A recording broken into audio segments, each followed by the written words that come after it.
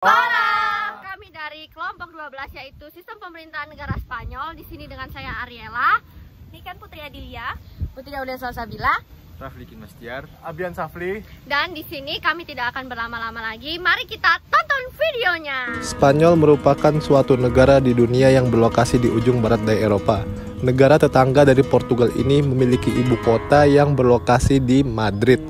Negara ini memiliki sebuah keunikan di mana memiliki letak geografis dan budaya yang beragam, di mana letak geografis negara Spanyol meliputi pegunungan, dataran rendah, hingga dataran tinggi. Untuk budaya negara Spanyol yang beragam sendiri, tidak terlepas dari sejarah panjang masyarakat Spanyol hingga berbentuk negara seperti sekarang. Untuk sejarah masyarakat Spanyol sendiri, baru dimulai pada tahun 8000 hingga 3000 sebelum Masehi, di mana pada saat itu kaum Iberian adalah kaum manusia pertama yang datang ke daratan Spanyol melewati Gibraltar. Kehadiran kaum Iberian ini menarik banyak perhatian dari kaum-kaum lainnya untuk datang ke daratan Spanyol. Hal ini terlihat dari kedatangan bangsa Romawi. Namun, setelah lamanya berkuasa, kedudukan bangsa Romawi di daratan Spanyol berhasil digulingkan oleh bangsa Moor dari Afrika Utara, yaitu suku beragama Islam. Hal inilah yang membuat negara Spanyol pada saat ini memiliki corak Islam pada beberapa wilayah. Kejayaan bangsa Islam di Spanyol yang diwakili oleh bangsa Moor ini akhirnya menemui penurunannya ketika kerajaan-kerajaan Kristen yang secara perlahan bangkit dan memulai agresinya ke wilayah-wilayah dari kerajaan Islam itu sendiri. Pada tahun 2 Januari 1492, singkat cerita, kerajaan Islam pun runtuh dan kerajaan Kristen pun bangkit secara perlahan.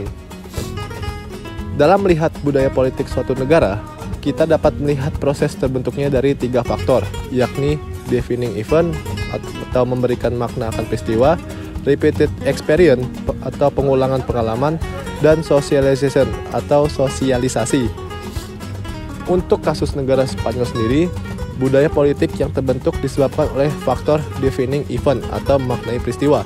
Hal ini dapat kita lihat pada tahun 1975, yang dimana terdapat peristiwa yang sangat besar bagi negara Spanyol, karena peristiwa ini yang menjadi akar arah politik Spanyol hingga saat ini. Pada tahun itu terdapat Jenderal Franco yang sebagai pemimpin Spanyol yang dirasa diktator, yaitu membunuh masyarakat yang dianggap mengancam posisinya sebagai penguasa Spanyol pada saat itu, hingga jumlah korban mencapai sekitar 350.000 warga Spanyol. Hal ini namun pada tahun 1975 merupakan tahun di mana terdapat pergantian dari masa kediktatoran ini menuju masa yang lebih demokratis, di mana hal ini terlihat dari pergantian pemimpin Spanyol, yakni dari Jenderal Franco tadi menjadi Raja Juan Carlos, di mana masa demokrasi ini yang terus dibawa hingga sekarang. Dalam pemilu kepala daerah otonom dan kota madya, hasil pemilu dipengaruhi oleh persentase suara voting dan dengan menerima dukungan legislatif. Sistem tersebut memiliki dampak tersendiri, yaitu pemilihan kepala daerah oleh DPRD merupakan wujud otonomi daerah. Selain peningkatan otonomi fiskal, kekuasaan legislatif daerah termasuk menetapkan berbagai kebijakan untuk masyarakat dan kota madya. Namun, sistem tersebut seiring diganggu oleh ajakan pemisahan diri. Contohnya yang dilakukan di Catalunya dan Vasco yang memberikan pengaruh kepada wilayah lain untuk mengikuti jejaknya seperti Navarre dan Galicia. Sementara penduduk Spanyol biasanya memperoleh monarki parlementer.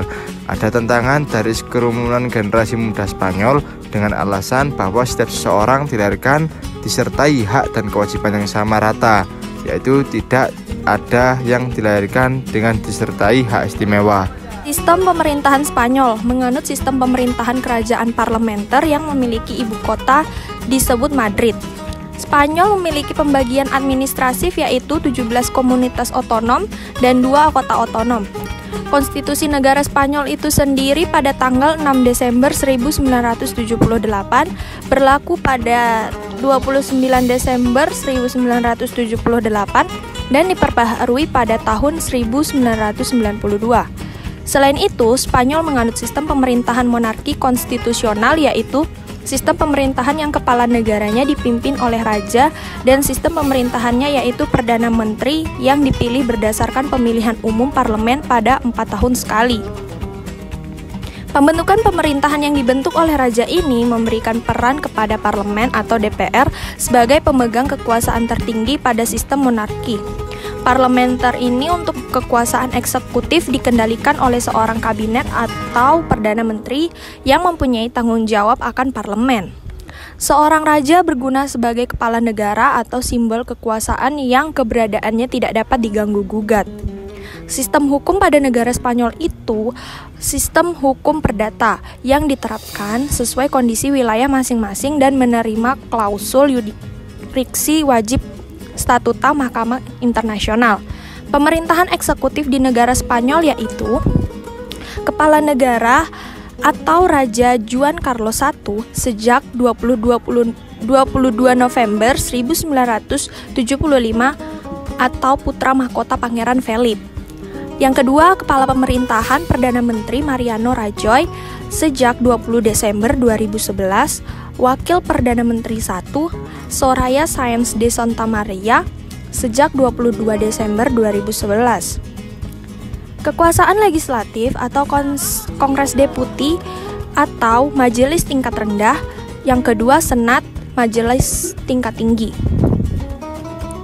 Selanjutnya pada sistem ini berlaku sama bagi semua negara, bagian juga di mana diatur oleh Ley Orgánica del Régimen Electoral General atau disebut LOREG. Undang-Undang 678 ini teradopsi di tahun 1985 Undang-Undang dan telah disetujui di tahun 2011. Sistem ini terbagi menjadi dua bagian, yakni Majelis Tinggi dan Majelis Rendah. Majelis Tinggi di mana beranggotakan sebanyak 259 senator. Senat berperan dalam pembuatan, mengubah, bahkan memveto undang-undang atas perkasa Kongres, sedangkan Majelis Rendah atau Kongres Perwakilan beranggotakan sebanyak 350 orang dan mewakili 52 kota madya. Berdasarkan dengan Senat, Kongres Perwakilan cenderung lebih mengesampingkan veto Senat oleh mayoritas anggota dari Kongres itu sendiri. Baik, lanjut. Kali ini saya akan memaparkan terkait sistem politik pada negara Spanyol, di mana dalam sistem politik ini saya akan membahas terkait bagaimana model pemilu yang dijalankan dan keterkaitan dari partai politik dengan model pemilu itu sendiri. Setelah yang dipaparkan oleh rekan-rekan saya sebelumnya mengenai bagaimana perkembangan sejarah dan budaya politik hingga sistem pemerintahan yang diterapkan pada negara Spanyol. Seperti yang dapat kita pahami mengenai bentuk politik negara Spanyol ini, yakni berbentuk monarki konstitusional dengan pemerintahan berbentuk parlemen. Nah, berikutnya kita beralih nih pada inti dari pembahasan sistem politik ini, di mana sistem pemilu yang berlaku yakni dikenal dengan sebutan hukum D'Hondt. Sistem pemilu ini awalnya ditemukan oleh ahli hukum Belgia bernama Victor D'Hondt di akhir abad ke-19.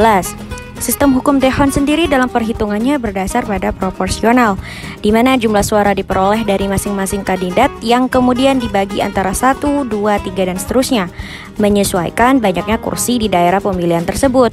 Lalu kursi tersebut akan digabungkan dengan kandidat lain dengan nomor tertinggi hingga terendah secara berurutan. Tidak lupa bahwa sistem pemilu juga pastinya ada yang menguntungkan partai besar dan juga merugikan partai kecil.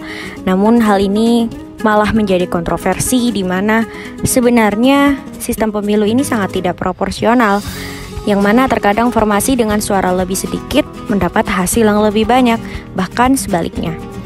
Dengan hal ini berakibat bahwa banyak kursi yang tidak menganggap formasi ini sebagai sistem proporsional, melainkan lebih berpihak pada pemerintah dengan partai yang paling kuat. Kemudian berkaitan dengan partai politik, terdapat salah satu isu pertama kali di mana kelima partai besar seperti Partai Populer atau PP, Partai Pekerja Sosialis Spanyol atau PSOE, Unidas Podemos, Ciudadanos, dan Vox yang bersaing di Spanyol dalam pemilu di tahun 2019 lalu.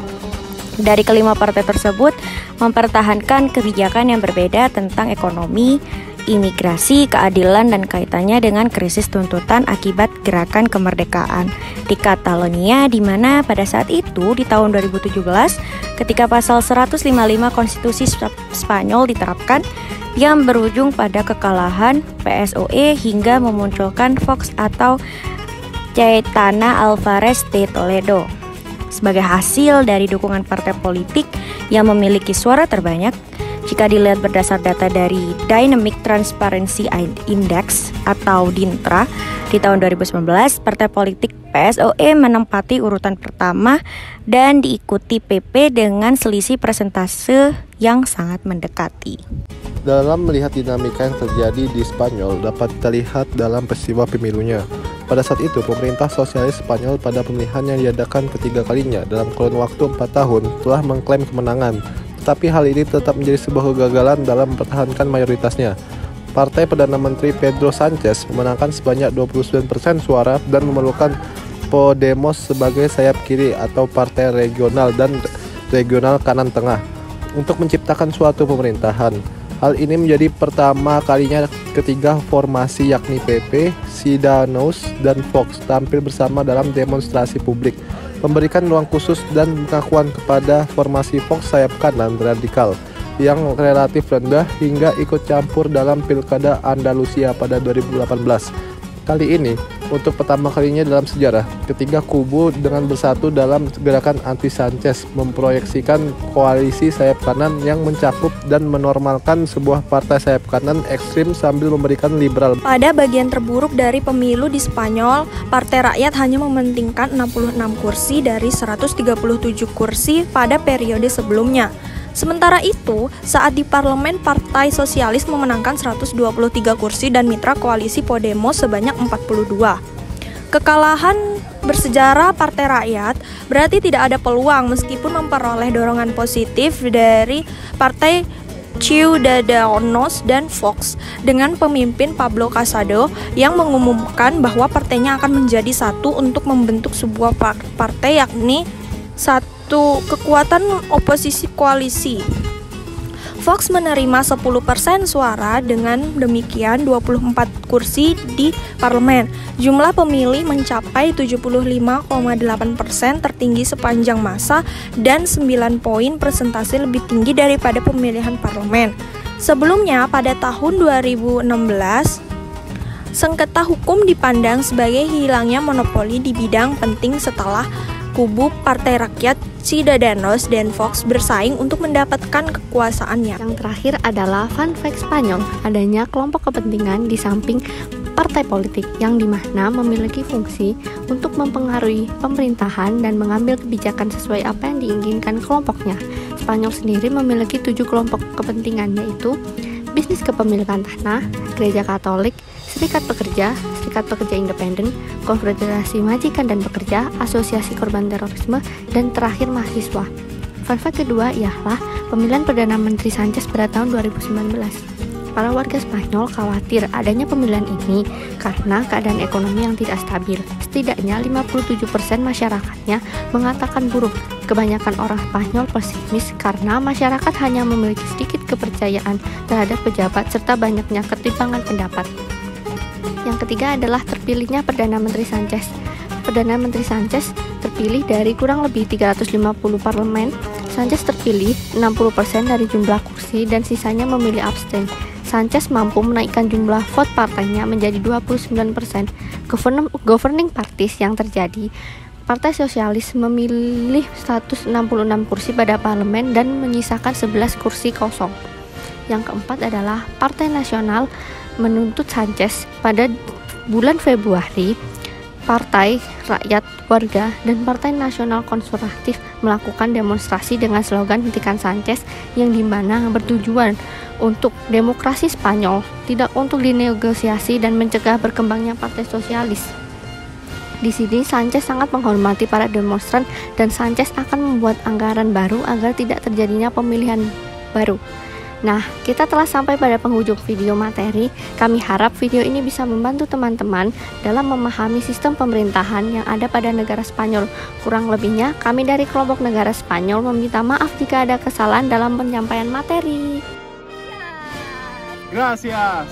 Gracias. Gracias.